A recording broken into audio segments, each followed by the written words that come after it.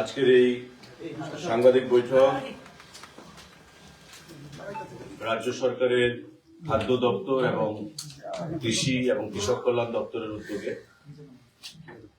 আমাদের মধ্যে উপস্থিত আছেন রাজ্যের বরিষ্ঠ মন্ত্রী, কৃষি কৃষক কল্যাণ দপ্তর, বিদ্যুৎ দপ্তর শ্রদ্ধেয় শ্রী রতনলাল নাথ মহোদয় আছেন। আমার বাদিকে special secretary food and civil supplies department Debapriya Bardhan, এবং এক্সট্রিম ডান দিকে রয়েছেন অধিকর্তা খাদ্য দপ্তর শ্রী সুমিত লোধ মহোদয়। আজকের এই সাংবাদিক বৈঠক আপনারা জানেন যে প্রতি বছর আমাদের খাদ্য দপ্তরের উদ্যোগে এবং কৃষি এবং কৃষক কল্যাণ দপ্তরের সক্রিয় সহযোগিতায় দুবার আমরা বছরে কৃষকদের কাছ থেকে সহায়ক মূল্যে ধান ক্রয় করে আসছি,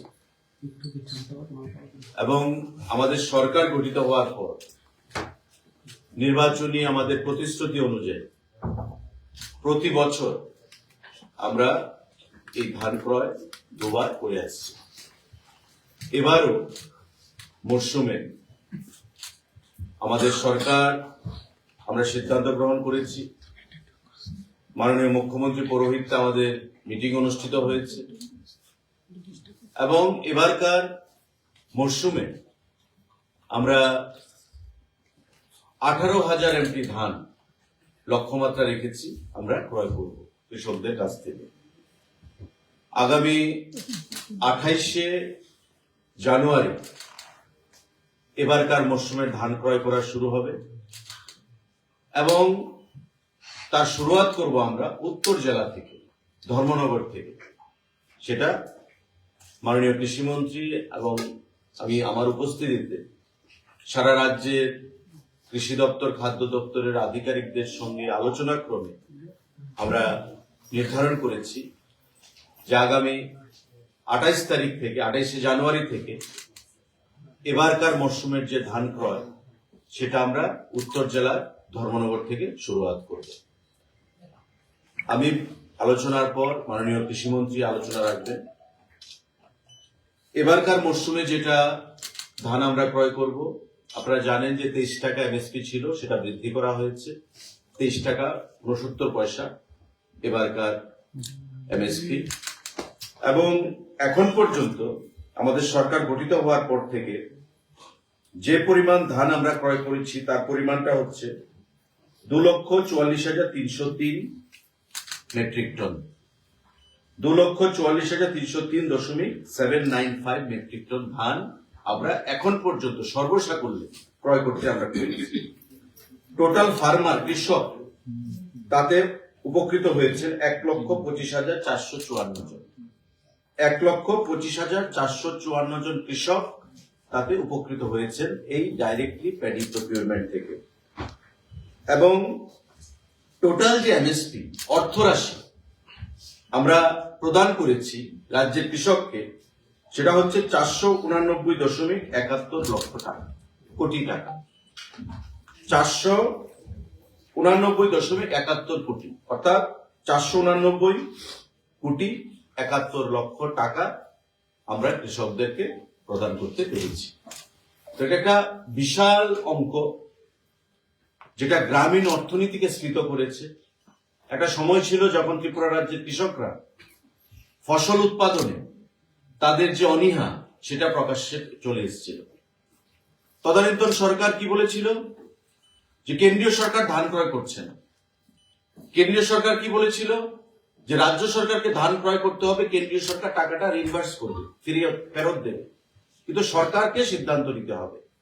এই কথা বলে কিন্তু কৃষকদেরকে বিভিন্ন সময়ে ভুল পথে তারা পরিচালিত করেছিল। আমাদের সরকার গঠিত হওয়ার প্রাক্কালে আমাদের প্রাক্তন মুখ্যমন্ত্রী বলেছিলেন, আমাদের দল বলেছিল যে সরকার গঠিত হওয়ার পর প্রথম ক্যাবিনেটে আমরা প্যাডি প্রকিউরমেন্টের সিদ্ধান্ত গ্রহণ করব, এবং প্রথম ক্যাবিনেটে এখানে মাননীয় বরিষ্ঠ মন্ত্রী রয়েছেন রতনলাল নাথ মহোদয়, প্রথম ক্যাবিনেটে আমাদের এই প্যাডি প্রকিউরমেন্টের সিদ্ধান্ত গ্রহণ করা হয়েছিল, এবং তারপর থেকে আমাদের এই প্রকিউরমেন্ট প্রসেস চলছে। এবং আমরা আশ্বস্ত করেছি রাজ্যের কৃষক সমাজকে যে যতদিন আমাদের সরকার থাকবে ততদিন আমাদের এই ধান প্রকিউরমেন্ট আমাদের চলতে থাকবে। এবারকার আমরা একটা নতুন পলিসি এনেছি ধান ক্রয় সম্পর্কে। এতদিন একটা সিস্টেমে চলেছে, আমরা এবার নতুন ভাবে উত্তর পূর্বাঞ্চলের অন্যান্য রাজ্যের সঙ্গে তাল মিলিয়ে, ভারতবর্ষের অন্যান্য রাজ্যের সঙ্গে তাল মিলিয়ে আমরা নতুন পলিসির মাধ্যমে এই প্যাডি প্রকিউরমেন্ট আমরা শুরু করছি আগামী 28শে জানুয়ারি থেকে। তা চলবে যতদিন আমরা ধান ক্রয় করব। টোটাল লক্ষ্যমাত্রা আমাদের 18,000 মেট্রিক টন ধান আমরা ক্রয় করব। সাংবাদিক বন্ধুরা, আমি অনুরোধ জানাবো মাননীয় কৃষিমন্ত্রী ডক্টর লাল নাথকে এই বিষয়ে আপনাদের উদ্দেশ্যে আলোচনা রাখার জন্য।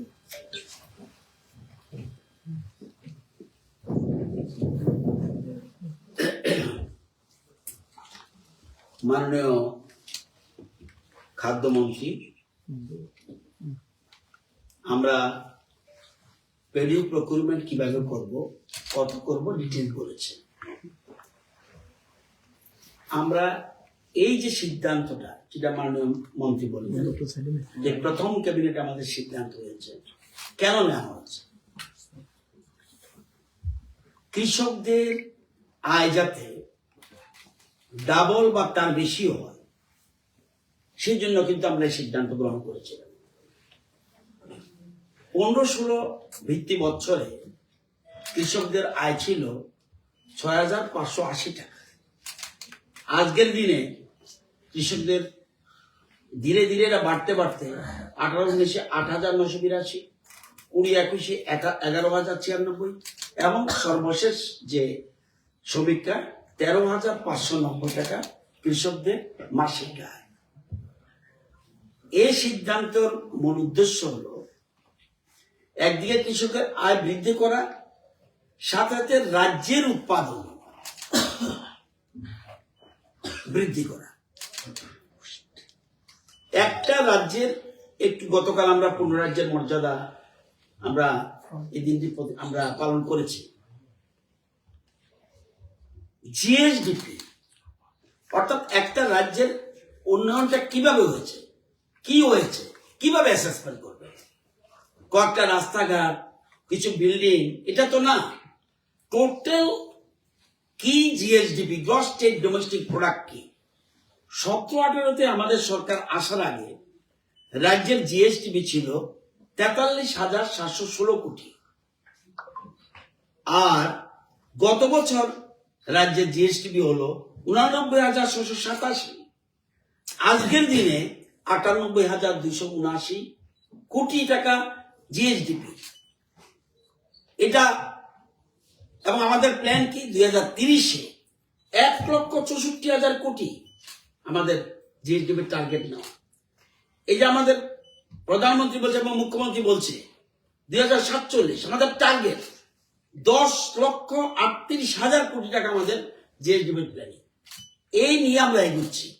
এটা নিতে হলে কি করতে হবে? সবকিছুতে প্রোডাকশন বৃদ্ধি করতে হবে। কৃষিতে উৎপাদন বৃদ্ধি করতে হবে, হর্টিতে উৎপাদন বৃদ্ধি করতে হবে, মৎস্যতে উৎপাদন বৃদ্ধি করতে হবে, পশুপালনের মাধ্যমে মাংস এবং ডিম উৎপাদন বৃদ্ধি করতে হবে, service sector, tourism and business বৃদ্ধি করতে হবে, বিদ্যুৎ উৎপাদন বৃদ্ধি করতে হবে এবং বনজ সম্পদ উন্নয়ন, এগুলোর উপর গুরুত্ব দিচ্ছি আমরা এবং শিল্পের মাধ্যমে। এই জিনিসগুলি মিলে আমরা জিএসডিপি পাই। সেই জন্য আমাদের সরকার প্ল্যানিং করে কাজটা করছে। দেখবেন, আপনি যদি একটা তথ্য দিই আপনাদেরকে, 17-18-তে রাজ্যের উৎপাদনে ছিল ধান উৎপাদন 7,70,000 মেট্রিক টন। আমাদের গত বছরের আমাদের উৎপাদন 8,30,000 মেট্রিক টন। কত বেড়ে গেছে! ওই যে আমরা এই যে কৃষকদের ধান কিনছি বিভিন্ন রকম ভাবে, তাদের উৎপাদন। আজকে অতীতে কিন্তু কৃষকরা মাঠ থেকে মুখ ফিরিয়ে নিয়েছিল, আজকে কৃষকরা উৎপাদনের দিকে যাচ্ছে, শিক্ষিত ছেলে মেয়েরা পর্যন্ত যাচ্ছে কৃষি, হর্টি, মৎস্য, এই যে জাত, পশুপালন সবকিছুতে, এবং ট্যুরিজম। এবং আপনারা দেখবেন ডোনার মিনিস্টার কাউকে আসছে, দেখবেন আপনার আমাদের ট্যুরিজম মিনিস্টারও নারকেলগঞ্জে যাবে বিভিন্ন রকম উদ্ঘাটনের জন্য। তো আমাদের মূল জিনিসটা হলো জিএসডিপি এবং এটার মূল উদ্দেশ্য। এবং আজকে আমাদের স্টেট কোথায় চলে গেছে, আমাদের আজকে ফ্রন্ট রানার স্টেট, এটা বুঝতে হবে। তো সেই জন্য এই সিদ্ধান্ত খুব গুরুত্বপূর্ণ সিদ্ধান্ত আমরা গ্রহণ করেছিলাম এবং কোনোদিনই আমরা আমাদের সরকার গঠন করে আমরা একটা এবং কি করোনার সময় আমরা যদিও কম প্রোডাকশন কম কালেকশন নিয়েছে, কিন্তু এটা আমরা করেছি। আপনারা জানেন আজকে ভারতবর্ষকে প্রধানমন্ত্রী কি চাইছে, বিশ্বের শস্য ভান্ডার করতে। আপনাদের ইনফরমেশনের জন্য বলছি, 24-25 crop year, India produced about 150.18 million tons of rice, higher than China, 145.28 million tons. এবং এবারে আমাদের টার্গেট 151 মিলিয়ন টনস। আজকে বিশ্বের সর্বশ্রেষ্ঠ, একদিকে আমরা দুধ উৎপাদনে 1 নম্বর হয়ে গেছে, আগে ছিলাম, এখন ধান উৎপাদনে আমরা চলে গেছি 1 নম্বরে বিশ্বে। যদিও রপ্তানি আমরা আগে তাদের থেকে বেশি করতাম, আজকে চায়নার উপরে চলে গেছে।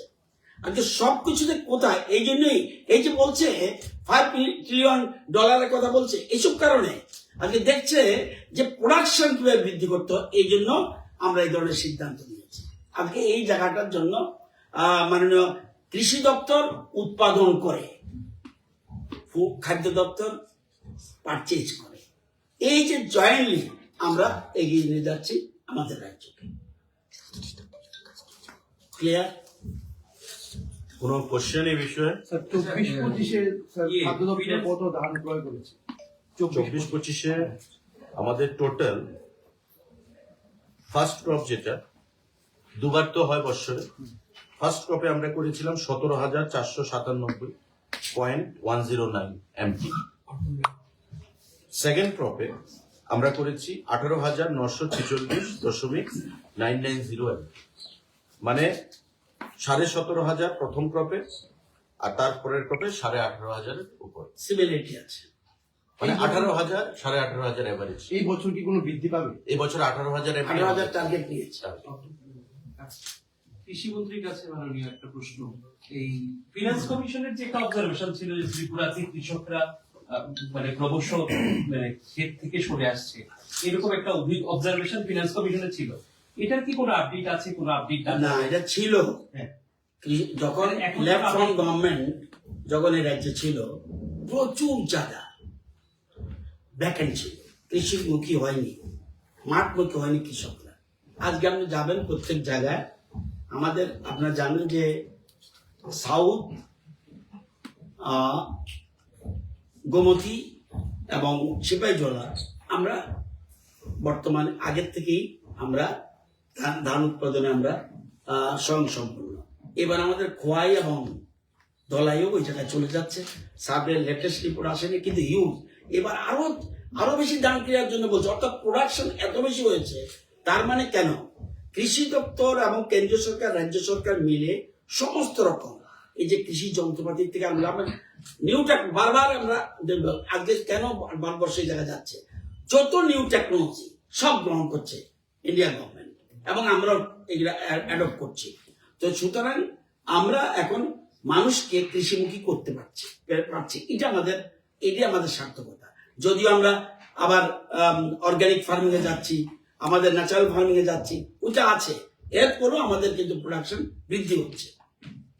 স্যার আমার একটা, আপনি যখন রাজ্যের উৎপাদনতা বৃদ্ধি করতে পারছেন, কৃষকদের আরো সংখ্যা নিয়ে পাচ্ছেন, তো কিছু কিছু মানুষের কৃষকরা অভিযোগ যে রাজ্যে অনেক জায়গায় যেমন পশ্চিম ত্রিপুরায় তারা তাদের কৃষি জমিতে কৃষি করতে পারছে না, কারণ যে কৃষি জমির পাশের জমিগুলি মাটি দিয়ে ভরাট করা হচ্ছে, বাস্তু করে ফেলছে, যেটা নাকি সম্পূর্ণ বেআইনিভাবে করা হচ্ছে। তাদের বিভিন্নভাবে পত্রিকার এবং নিউজে চলে আসছে এই জিনিসগুলো যে তারা কৃষি করতে পারছে না, পাশের জমিটা ভরাট করার পরে।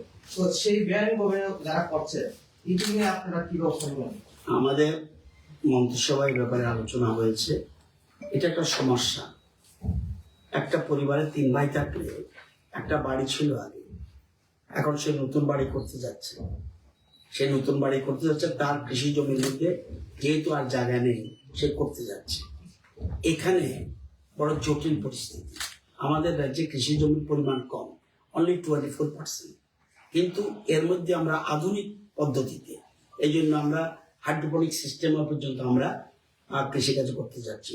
উপরের দিকে কিভাবে করা যায়, ওইটা যেটা বলছেন, এসব সমস্যা আছে, সমস্যা নাই পৃথিবীতে, এমন সমস্যা কিভাবে, দেখা যাচ্ছে যে কয়েকশো কানি এটা আপনি বলছেন, কিন্তু কয়েকশো কানি আপনার কাছে একটা স্পেসিফিক একটা জায়গার নাম বলুন তো, কয়েকশো কানি একটা জায়গা বলুন, আমি বলছি এমন কিছু বলবেন, আছে প্রতাপগড় দিকে মজা বলুন, মজা বলুন, হ্যাঁ? মজা আমাকে যখন বলবেন স্পেসিফিক বলবেন, না, দেখা যাচ্ছে ডোন্ট টেক এ দ্যাট, মজা বলুন।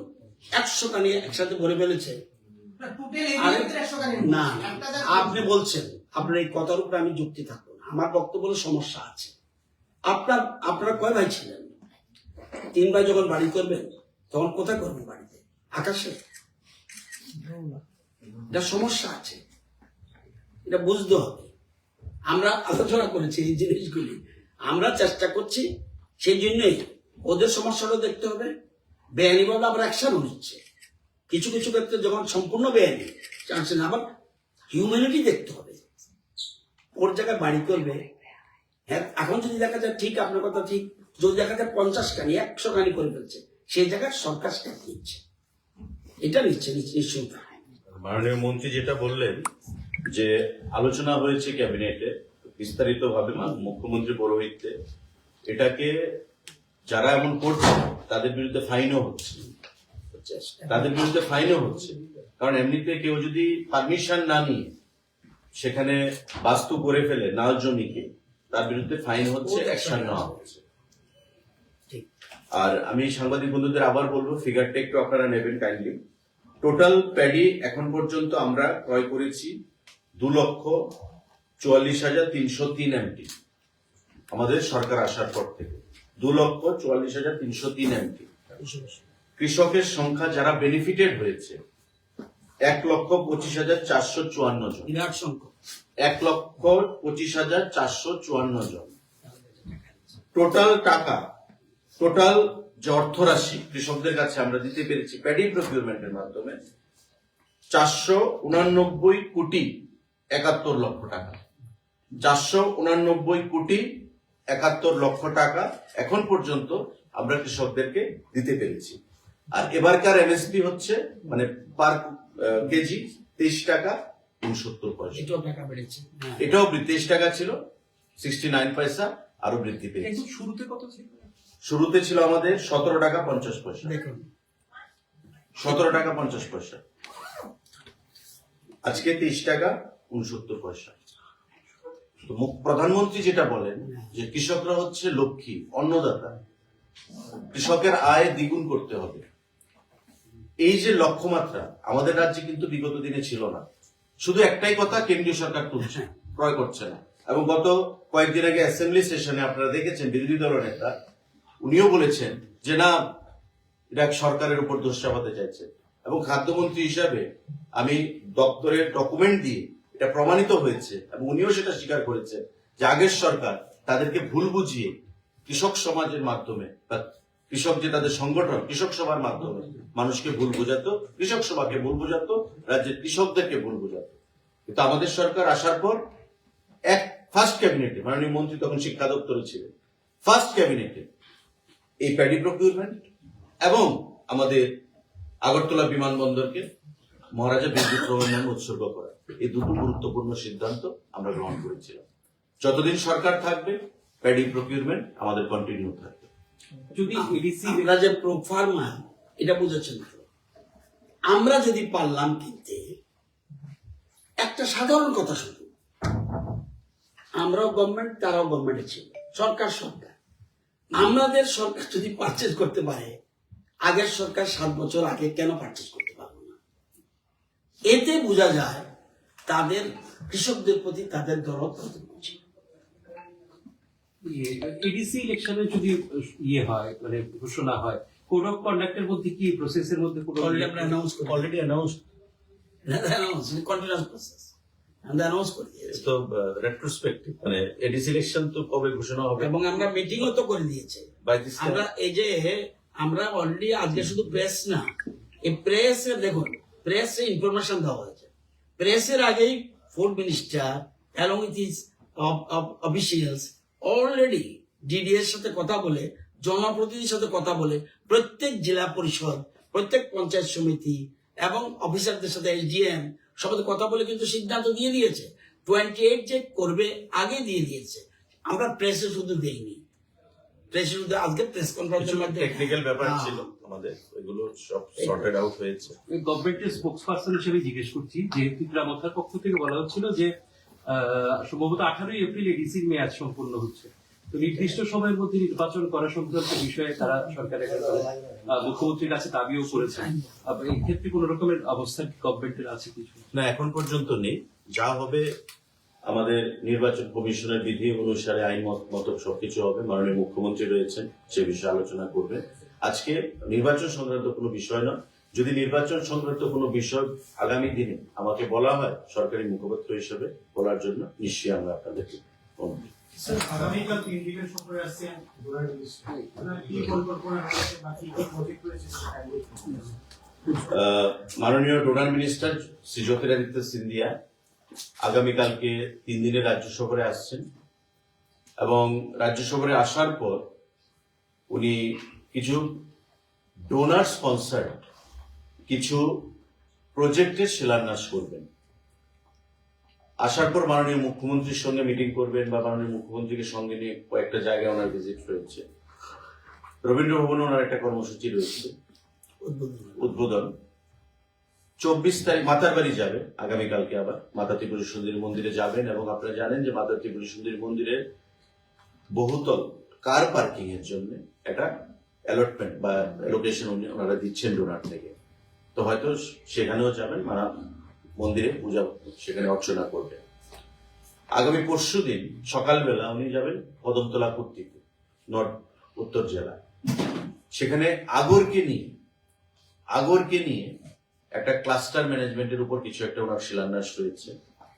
সেখান থেকে উনি আসবেন ঊনকোটিতে আমাদের যে পর্যটনের যে আকর্ষণ সেটা উনি দেখবেন, এবং আগামী দিনে সেটাকে আরো কিভাবে উন্নত করা যায় সে বিষয়ে পর্যালোচনা করবেন। সেটা সেরে উনি সেখান থেকে আমবাসা হয়ে নারিকেলকুঞ্জের উদ্দেশ্যে রওনা হবেন, এবং নারিকেলকুঞ্জে রাত্রি সেখানে যাবেন। রাত্রিতে যা প্রোগ্রাম অ্যাজ পার শিডিউল 8টা সাড়ে 8টায় নারিকেলকুঞ্জে ওনার পৌঁছানোর কথা রয়েছে। সেখানে আমি পর্যটন মন্ত্রী হিসেবে নারিকেলকুঞ্জে থেকে ওনাকে আমি স্বাগত জানাবো আমার আধিকারিকদেরকে নিয়ে, এবং নারিকেলকুঞ্জে উনি রাত্রি যাপন করবেন 24 তারিখ।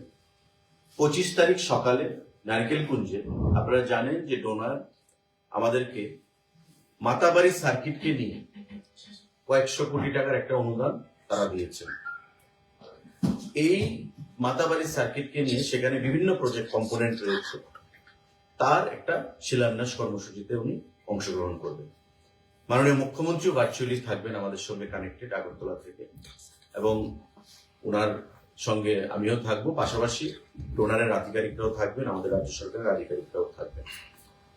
সেখান থেকে এই অনুষ্ঠানের পর লাঞ্চ সেরে সোজা এয়ারপোর্টে চলে আসবেন, কারণ 4:45 ওনার ফ্লাইট রয়েছে, উনি গুয়াহাটির উদ্দেশ্যে রওনা হবেন। এই প্রোগ্রাম আপাতত কালকে মাননীয় মুখ্যমন্ত্রী পৌরোহিত্যে আমাদের একটা প্রিপারেটরি মিটিং ছিল। যদি সাবজেক্ট টু চেঞ্জ, এটা অ্যাজ পার শিডিউল ডোনার থেকে যেটা এসছে আমি আপনাদেরকে বললাম। যদি পরবর্তী সময়ে কোনো মডিফিকেশন হয় নিশ্চয়ই আপনারা সে বিষয়টা। ওই দিনের সফর 3 দিন, আগামীকালকে আসবেন 23, 24 এবং 25 তারিখ সন্ধ্যাবেলা উনি আগরতলা ত্যাগ করবেন। স্যার, আপনার ডক্টর একটা রিলেটেড একটা কোশ্চেন ছিল। কিছুদিন আগে ত্রিপুরা বার অ্যাসোসিয়েশনের সদস্যরা আপনার সঙ্গে মিলিত হয়েছে, বিশেষ করে পশ্চিম জেলা ভোক্তা আদালতের একটি বিষয়। যেহেতু আপনি ডক্টরের মন্ত্রী, এই বিষয়টা আপনি কিভাবে দেখছেন এবং এই বিষয়টা নিয়ে আপনার পরবর্তী কি পদক্ষেপ? দেখুন, বিস্তারিত এই বিষয়ে আলোচনা হয়েছে। যারা বার অ্যাসোসিয়েশনের বন্ধুরা এসেছিলেন তাদের সঙ্গে আলোচনা হয়েছে, খুব খোলামেলা পরিবেশে আলোচনা হয়েছে। আইনি কিছু জটিলতা ছিল, এটা বর্তমানেও রয়েছে। সেই প্রসেসগুলো ফলো করে আমরা খুব শীঘ্রই আমরা একটা সিদ্ধান্তে পৌঁছবো, এবং তারা যেটা চাইছেন আমরাও সেই জিনিসটা চাইছি। এই জিনিসগুলো যেগুলো ঘটেছে বিগত দিনে ভোক্তা আদালতের ভেতরে বা বাইরে, সেটা কখনো কাম্য নয়। আমরা কোনো অবস্থাতেই এই সমস্ত জিনিস রাজ্য সরকার বা দপ্তর বা মন্ত্রী হিসেবে আমাদের আধিকারিকরা এখানে রয়েছেন, আমরা কোন অবস্থাতে সেটা বরদাস্ত করি না। তো স্বাভাবিকভাবেই তাদের যে দাবি বা আমাদের যে চাহিদা সেটাকে মাথায় রেখে আগামী দিনে আমরা আইনি বিষয়গুলো দেখে সমস্ত পদক্ষেপ আমরা গ্রহণ করব এবং বিশ্বাস করি আমি যে পদক্ষেপ আমরা গ্রহণ করব সেটা প্রত্যেকের কাছে গ্রহণযোগ্য হবে। Thank you. ধন্যবাদ।